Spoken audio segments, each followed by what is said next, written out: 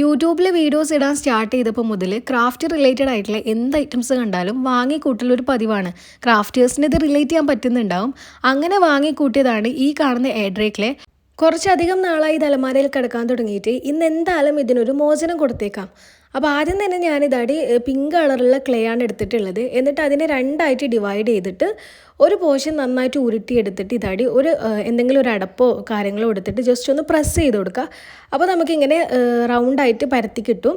Then അടുത്ത ഒരു clay എടുക്കുക. എന്നിട്ട് അതും ഇതുപോലൊന്ന് റോൾ ചെയ്തെടുത്തിട്ട് ജസ്റ്റ് ഒന്ന് പ്രസ് ചെയ്തിട്ട് ഈ നേരത്തെ പരത്തിയെടുത്ത ആ ഒരു ക്ലേൻ്റെ ചുറ്റിലും ഇതുപോലെ ഒന്ന് വെച്ച് കൊടുക്കുക. ഇനി ഞാൻ യെല്ലോ കളറിലുള്ള ക്ലേ എടുത്തിട്ട് മൂണും സ്റ്റാറും പിന്നെ 2 ക്ലൗഡും ഉണ്ടാക്കിയെടുക്കുന്നുണ്ട്. എന്നിട്ട് നമ്മൾ നേരത്തെ ഉണ്ടാക്കി വെച്ച ആ ഒരു ഇതിലേക്ക് ഇതിങ്ങനെ മുകളിൽ വെച്ച് കൊടുക്കുക.